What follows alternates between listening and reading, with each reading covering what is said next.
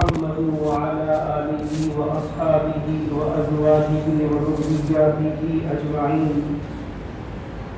أما بعد فأعوذ بالله من الشيطان الرجيم. بسم الله الرحمن الرحيم.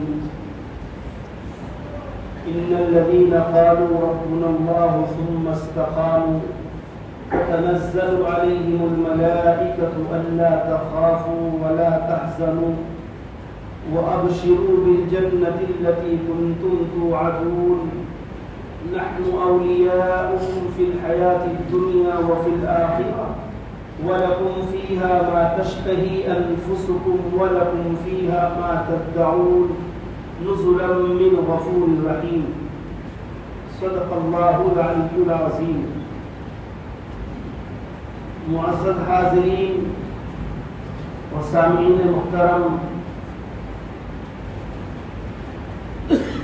اس وقت اگر ہم پوری دنیا کا جائزہ لیں اور ہر شخص اپنے اپنے علاقے کا، اپنے اپنے گاؤں کا، قبیلے کا سروے کرے تو یقیناً یہ بات سامنے آتی ہے کہ اس وقت پوری دنیا کو اگر کسی مذہب سے کوئی تکلیف ہے تو اس مذہب کا نام مذہب اسلام ہے.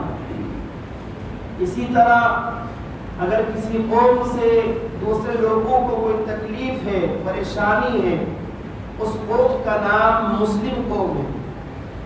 یعنی صرف ہندوستان میں نہیں بلکہ پوری دنیا کی اس وقت کی آپ صورتحال دیکھیں، ہر شخص کو اسلام سے پریشانی، مسلمانوں سے پریشانی، اور پھر اس پریشانی میں آ کر اسلام کے خلاف، پیغمبر اسلام کے خلاف اور مسلمانوں کے خلاف ان کی جو کوشش ہو سکتی ہے، بدتمیزی ہو، مار پیٹ ہو، فسادات ہو، جس حد تک بھی ایک بدتمیز انسان جا سکتا ہے وہ تمام کی تمام کوششیں جاری و ساری ہیں.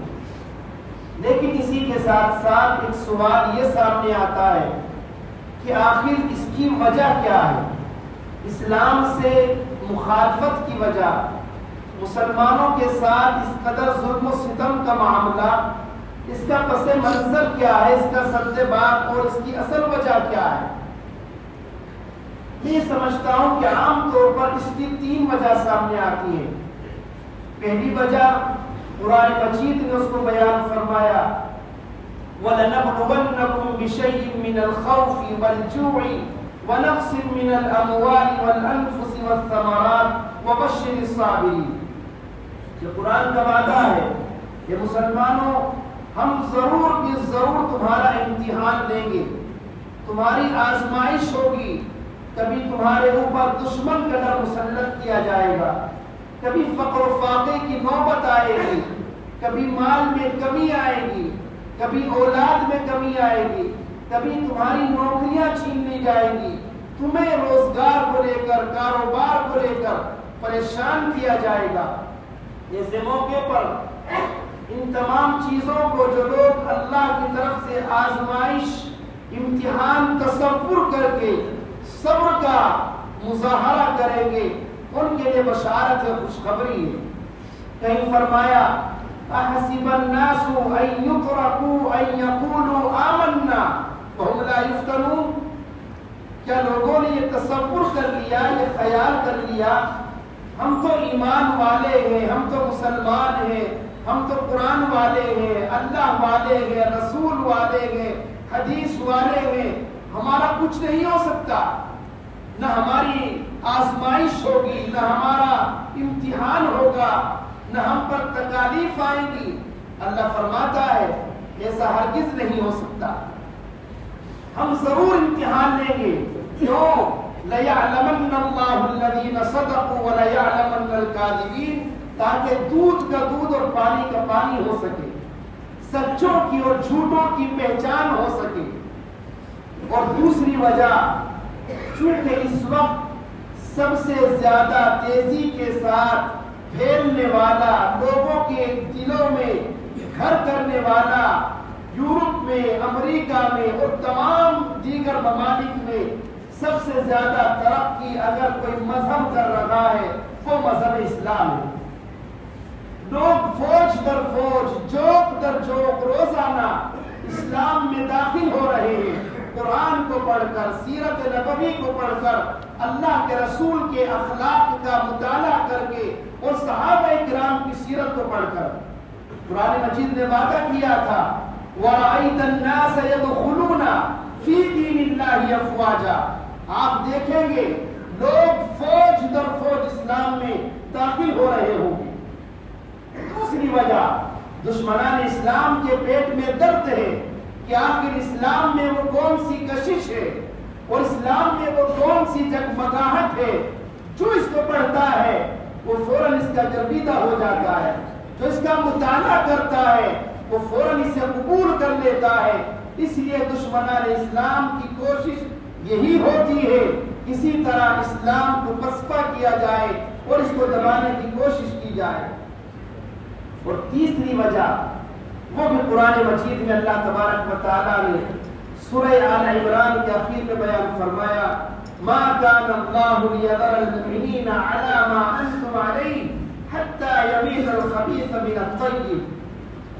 اے مسلمانوں، تم جس حالت پر ہو اللہ تمہیں اس حال پر نہیں چھوڑے گا، تم جس حالت پر ہو اللہ تمہیں اس حال پر نہیں چھوڑے گا، حتی یمیز الخبیث من الطیب، یہاں تک کہ پتہ چل جائے کون حقیقی مسلمان ہے اور کون نام کا مسلمان ہے۔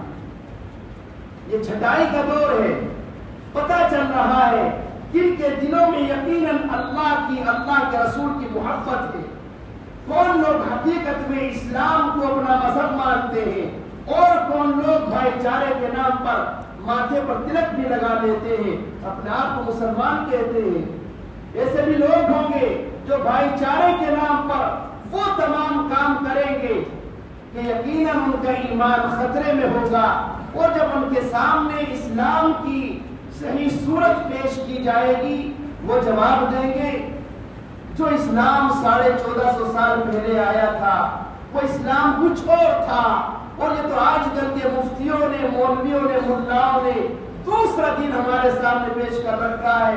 اسلام تو بہت آسان مذہب ہے، اسلام میں یہ تمام باتیں نہیں ہیں، یہ تو مفتی نے فتوے دے دے کر کے لوگوں کو گمراہ کر رکھا ہے۔ یہ صورتحال آج ہم لوگ اپنی آنکھوں سے نیوز چینلوں پر دیکھتے بھی ہیں، سنتے بھی ہیں اور اس کا ہم مشاہدہ بھی کرتے ہیں، لیکن یہ یقیناً یہ بات بالکل برحق ہے کہ اس وقت یہ دور چھٹائی کا چل رہا ہے۔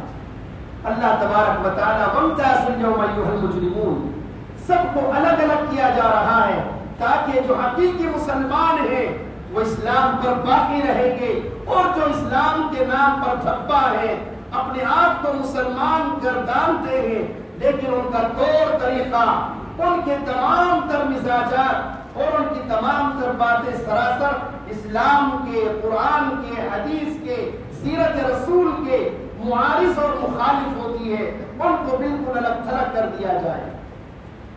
ہم اسلام کی تاریخ پڑھیں، اللہ کے رسول علیہ الصلوۃ والتسلیم کی سیرت کا مطالعہ کریں اور صحابہ کرام کے اسلام میں دخول کے بعد ان کی قربانیوں کو سامنے رکھیں، پھر اندازہ لگائیے کہ آج جو ظلم و ستم ہم برداشت کر رہے ہیں یہ اس کے مقابلے میں بالکل ایسا ہے جیسا کہ اونٹ کے منہ میں زیرہ ہو۔ آپ صلی اللہ علیہ وسلم کی بعثت سے پہلے اللہ کے رسول علیہ السلام کی دنیا میں تشریف آوری سے قبل جو مذہب دنیا میں چلتا تھا، جو اس وقت کا برحق مذہب تھا، مذہب نصرانیت، مذہب عیسائیت، جس کے لانے والے حضرت عیسیٰ علیہ السلام ہیں، اس وقت کا ہم منظر دیکھیں۔ قرآن مجید نے سورہ بروج میں اس کا نقشہ کھینچا ہے، قتل اصحاب الاخدود النار ذات الوقود، کہ باقاعدہ یمن کے بادشاہ ذو نواس نے ایک بہت بڑی خندق کھدوائی اور تمام نصرانیوں سے کہا یا تو یہودیت اختیار کر لو، اپنا مذہب چھوڑ دو، ورنہ پھر خندق میں جلنے کے لیے تیار ہو جاؤ۔ تمام نصرانیوں نے اپنی زبان کی اور اپنے جان کی بازی لگائی اور کھل کر کے بادشاہ کا مقابلہ کیا اور کہا یہ ہرگز ممکن نہیں کہ ہم تمہاری خندق میں جلنے والی آگ سے ڈر کر اپنا مذہب چھوڑ دیں۔ مذہب نہیں چھوڑا، چنانچہ تمام نصرانیوں کو اس خندق میں زندہ درگور کر دیا گیا اور ان کو سب کو زندہ جلا دیا گیا۔ اللہ کے رسول علیہ السلام تشریف لائے، آپ نے اللہ کے حکم سے یا ایھا المدثر قم فانذر لوگوں کو ڈرانا شروع کیا۔ اسلام کی تبلیغ چپکے چپکے اور چھپ چھپ کر آپ نے اسلام پھیلانا شروع کیا۔ سب سے پہلے آپ کی شریک حیات حضرت خدیجہ رضی اللہ تعالی عنہ اسلام میں داخل ہوتی ہے۔ آپ کے متبنہ منہ بولے بیٹے زید بن حارثہ اسلام میں داخل ہوتے ہیں۔ آپ کے چچا زاد بھائی حضرت علی کرم اللہ وجہہ 10 سال کی عمر میں اسلام میں داخل ہوتے ہیں۔ آپ کے سب سے بہترین اور سب سے سچے دوست ابو بکر صدیق رضی اللہ تعالیٰ اسلام میں داخل ہوتے ہیں۔ اور پھر اللہ تعالیٰ نے وہ دروازہ کھولا۔ سیدنا ابو بکر صدیق بہت بڑے تاجر ہیں، بہت بزنس مین ہیں، اور اسی لائن سے عثمان غنی رضی اللہ تعالیٰ سے ملاقات ہوتی ہے۔ ان کے سامنے اسلام پیش کیا جاتا ہے۔ حضرت عثمان غنی بغیر کسی چوچرا کے اسلام قبول کرتے ہیں۔ پھر دائرہ اور زیادہ وسیع ہوا۔ عثمان بن مظعون رضی اللہ تعالیٰ، ابو عبیدہ بن جراح رضی اللہ تعالیٰ، سعد بن ابی وقاص رضی اللہ تعالیٰ، عبد الرحمن بن عوف رضی اللہ تعالیٰ، اور اس کے علاوہ ایک بہت بڑی جماعت جس کی تعداد تقریباً 30 افراد پر مشتمل ہے۔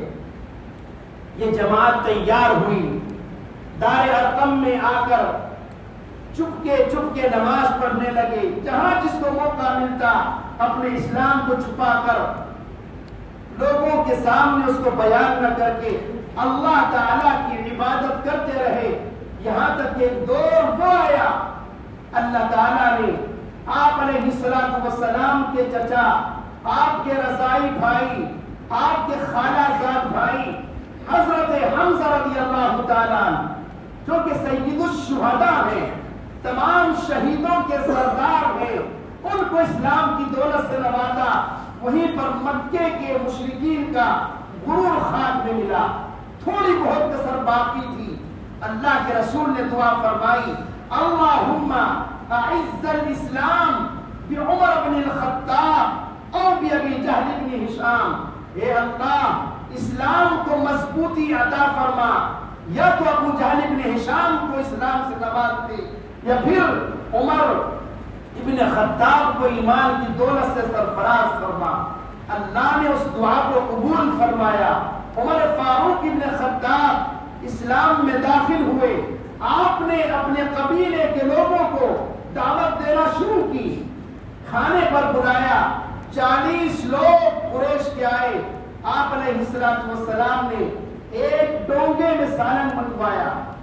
40 افراد کھانے والے، ایک ڈونگا سالن آج کا ایک انسان کھا جاتا ہے۔ آپ صلی اللہ علیہ وسلم نے ایک بوٹی اٹھائی، اس پر کچھ پڑھ کر دم کیا۔ 40 افراد نے پیٹ بھر کر کھانا کھایا۔ اللہ کے پیغمبر نے کسی ایک چھوٹے سے برتن میں دودھ منگوایا۔ آپ علیہ السلام نے اس پر پڑھ کر دم کیا اور 40 افراد نے اس دودھ کو پیا، سب شکم سیر ہوئے۔ ابو لہب اللہ کے رسول کچھ کہنا چاہتے تھے، فوراً آپ کا سب سے بڑا دشمن ابو لہب اٹھتا ہے اور کہتا ہے محمد نے کھانے پر جادو کر دیا ہے۔ سب اٹھ کر چلے گئے۔ اللہ کے رسول نے دوبارہ پھر کھانے پر بلایا، اکٹھا ہوئے اور کہا، اے میرے قبیلے کے لوگوں، میں تم کو ایک اچھی بات سمجھا رہا ہوں تاکہ تمہاری دنیا سنور جائے، تمہاری آخرت سنور جائے اور تم دنیا میں آخرت میں سرخرو ہو جاؤ۔ میری بات مان لو۔ یہاں تک کہ آپ نے، مسلم شریف کی روایت ہے، آپ نے اپنی سب سے چھوٹی اور سب سے چہیتی صاحبزادی حضرت فاطمہ رضی اللہ تعالیٰ عنہ کو بلایا اور فرمایا فاطمہ انقذی نفسک من النار، فاطمہ محمد کی بیٹی ہو، اللہ کے محبوب کی لخت جگر ہو، آخری پیغمبر کی چہیتی صاحبزادی ہو، لیکن سنو انقذی نفسک من النار، اپنے آپ کو جہنم سے بچانے کا انتظام کرو۔ لا املک نفسک من اللہ شیئا، اللہ کی قسم قیامت کے دن میں تمہارے کچھ کام نہ ہوگا۔ میں باپ ہوں، تم بیٹی ہو، یہ تمام حسب نسب یہ رشتہ ایک طرف، فاطمہ جب تک اسلام میں داخل نہیں ہو جاؤ گی میں تمہارے کام نہیں آ سکتا ہوں۔ یہ پیغام تھا، لوگوں تک پہنچا، جنہوں نے مانا وہ اسلام کے دائرے میں داخل ہونے کے بعد مسلمان کہلائے، جنہوں نے نہیں مانا وہ دشمنی پر اتر آئے اور کوئی کسر ایسی نہیں چھوڑی، ان کو الفاظ میں بیان نہیں کیا جا سکتا کہ آپ صلی اللہ علیہ وسلم کو ظلم و ستم کے نام پر اس پریشانی کو تکلیف کو استعمال نہ کیا گیا ہو۔ ان خبیثوں نے میرے پیارے پیغمبر علیہ السلام کے اس رخ انور پر بھی تھوکا ہے جس رخ انور کو دیکھ کر صحابہ کرام کے دلوں کو ٹھنڈک ملتی تھی، کوئی کسر باقی نہیں چھوڑی۔ یہاں تک کہ آپ علیہ الصلوۃ والتسلیم ایک روز مسجد حرام میں تشریف لائے، وہاں پر دشمنان اسلام کے غنڈوں کا یہ پوری جماعت بیٹھی ہوئی ہے۔ عقبہ بن ابی معیط جو سب سے بڑا دشمن تھا اللہ کے پیارے پیغمبر کا، اپنے ساتھیوں سے کہتا ہے کوئی آج فلاں محلے میں اونٹ ذبح ہوا ہے، کوئی وہاں جائے اور اونٹ کی اوجھڑی اٹھا کر وہاں سے لائے اور آپ علیہ السلام جب سجدے میں جائے آپ کی پیٹھ پر اس کو رکھ دیا جائے۔ عقبہ بن ابی معیط اٹھتا ہے اور کہا اس کام کو میں انجام دوں گا، گیا اوجھڑی کو کھینچ کر لایا اور آپ صلی اللہ تعالی علیہ وسلم کے اس جسم اطہر پر، جس جسم اطہر کی پیشانی مسجد حرام کے صحن میں اللہ کے سامنے رکھی ہوئی ہے، آپ کے جسم اطہر پر لا کر اس گوشت کی اوجھڑی کو، اونٹ کی اوجھڑی کو رکھ دیا جاتا ہے جس کا وزن اس قدر شدید کہ پیارے پیغمبر زمین سے سر نہ اٹھا سکے۔ کسی نے جا کر حضرت فاطمہ کو خبر دی، حضرت فاطمہ دوڑی ہوئی آئی، آ کر کے اوجھڑی کو ایک طرف پھینکا اور اللہ کے رسول صلی اللہ علیہ وسلم کو تسلی نصیب ہوئی۔ کس کس واقعے کی منظر کشی کی جائے، پھر آپ کے صحابہ جو آپ پر ایمان لائے، بلال بن حبشی رضی اللہ تعالی عنہ، کون نہیں جانتا، آپ کا آقا جس کی آپ غلامی میں ہیں، امیہ بن خلف، عرب کی تپتی ہوئی زمین کے اوپر گرمی کے موسم میں آپ کو برہنہ کر کے زمین پر لٹاتا ہے، آپ کے بدن پر پتھر رکھتا ہے، نوجوانوں کو تیار کرتا ہے، بلال کے پاؤں میں رسی باندھو اور اس کو مکے کی گلیوں میں کھینچ کر کے لاؤ۔ کیا حالت ہوگی اس بلال حبشی کی، مکے کی تپتی ہوئی زمین پر بدن چھل رہا ہے، اس گرم صحراؤں میں اس بلال حبشی کی زبان پر کیا نہیں آیا ہوگا۔ لیکن ہم نے صرف ایک جملہ سنا ہے، اس وقت بھی بلال حبشی کی زبان پر ایک ہی جملہ تھا، احد احد، اللہ ایک ہے، اللہ ایک ہے۔ حسین ہو کہ عمر ہو، بلال ہو کہ علی، نبی کے عشق میں سب آزمائے جاتے ہیں، وہ نور بن کے دلوں میں سمائے جاتے ہیں، رسول پاک جو عالم میں چھائے جاتے ہیں، ادھر جفاؤں کے کانٹے بچھائے جاتے ہیں، ادھر رسول خدا مسکرائے جاتے ہیں۔ مقام رفعت شاہ امم، نہ پوچھ اے دل خیال کے بھی قدم ڈگمگائے جاتے ہیں۔ ہم تو صرف تاریخ بیان کر کے، تاریخ سن کر جمعے کے دن 25 منٹ سما خراشی کر کے اٹھ جاتے ہیں، لیکن ذرا تنہائی میں بیٹھ کر، خلوت میں، اندھیرے میں کمرہ بند کر کے جس طرح ہم سکون سے فلمیں دیکھتے ہیں، جس سکون سے ہم کانوں میں لیڈ لگا کر گانے سنتے ہیں، جس سکون سے ہم بے حیائی کی فلموں کو دیکھتے ہیں، کوئی ڈسٹرب نہ کرے، اسی سکون کے لمحوں میں پیارے پیغمبر صلی اللہ علیہ وسلم کی سیرت کو پڑھیے گا، صحابہ کرام کے ان واقعات کو سنیے گا، تو یقیناً آپ یہ کہنے پر مجبور ہو جائیں گے، اگر سب سے زیادہ مزہ اس دنیا میں کسی چیز میں رکھا ہے، وہ مزہ اللہ کے نام میں، اللہ کے دین میں، پیغمبر کے طریقے میں اور صحابہ کرام کے نقش قدم پر چلنے میں رکھا ہے۔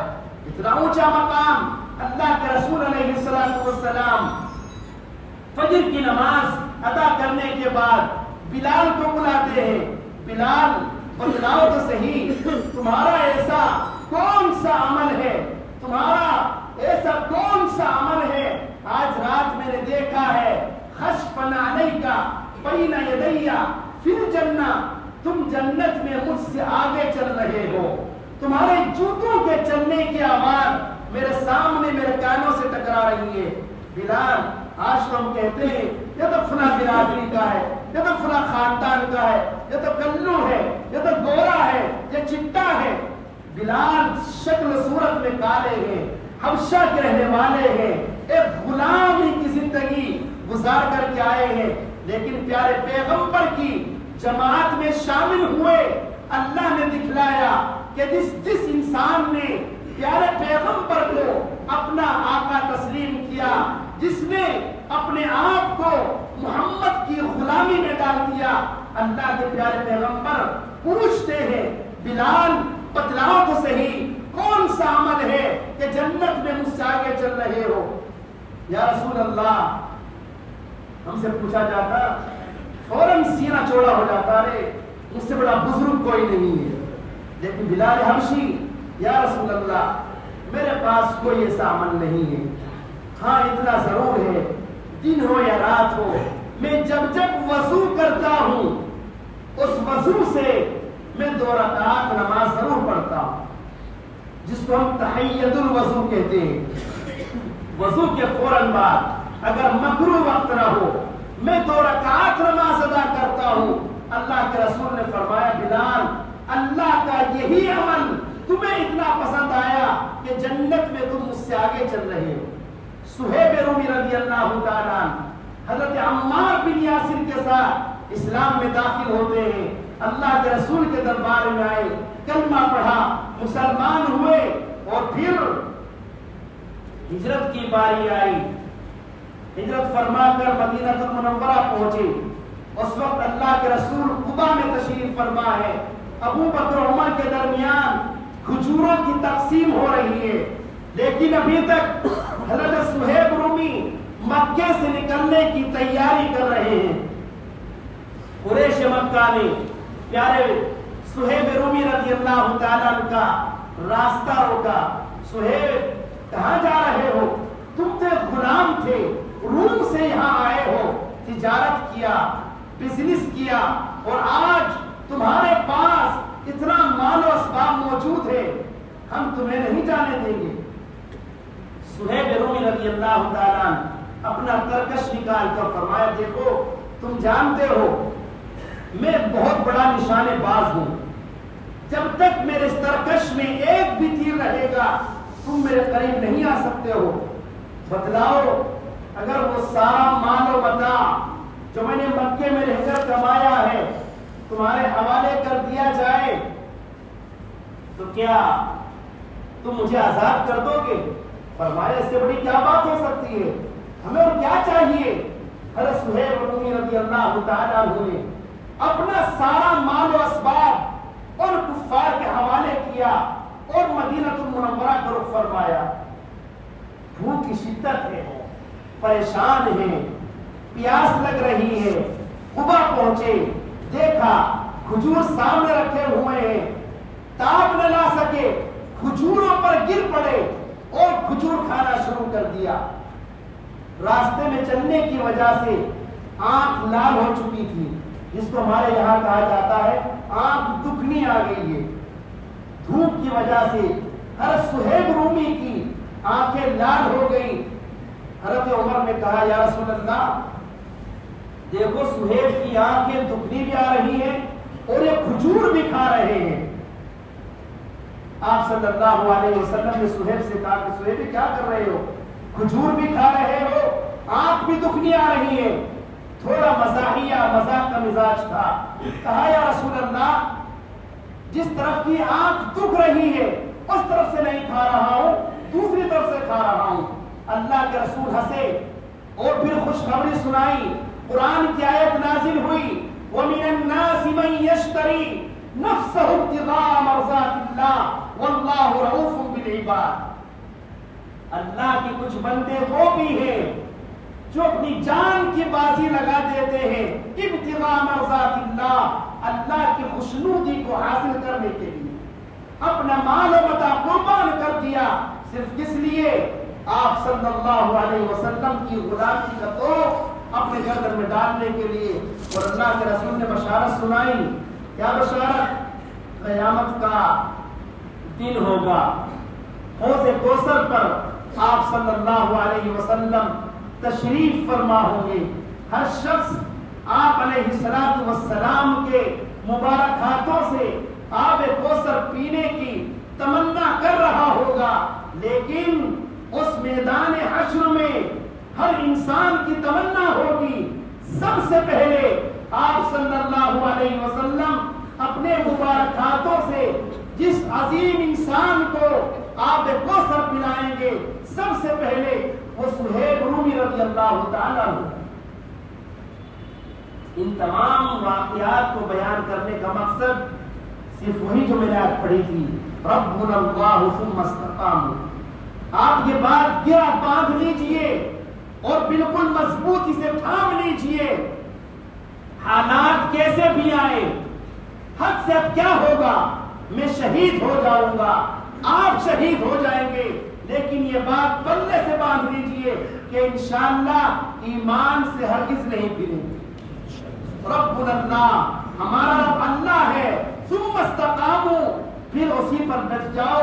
جان جائے تو جان مانگو تو جان دے دے، مال مانگو تو مال دے دے، مگر یہ ہم سے نہ ہو سکے گا نبی کا جاہ و جلال دے دے.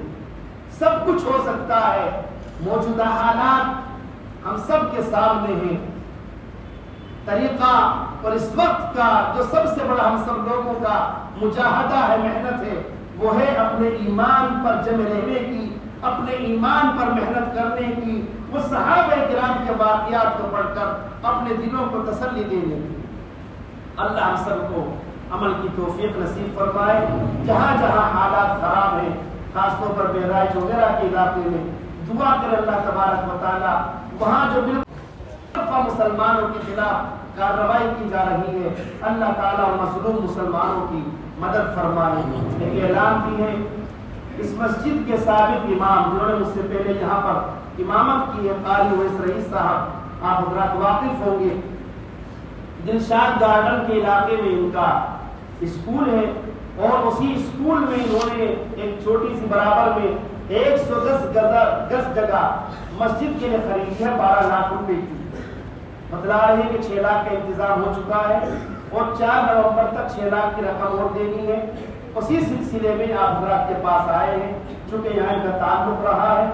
ان کے گیٹ مسجد کے مین گیٹ پر دروازوں پر ادھر کی ادھر کی بارکوڈ لگے ہوئے ہیں. آپ نمازوں کے بعد نماز سے فارغ ہو کر اس سلسلے میں ضرور تعاون کرتے جائیں. قاری اویس رئیس صاحب وہاں موجود رہیں گے. باقی تفصیلات اچھی طرح ان سے معلوم کر سکتے ہیں. اللہ تعالیٰ سبھی کو جزائے خیر نصیب فرمائے. آمین.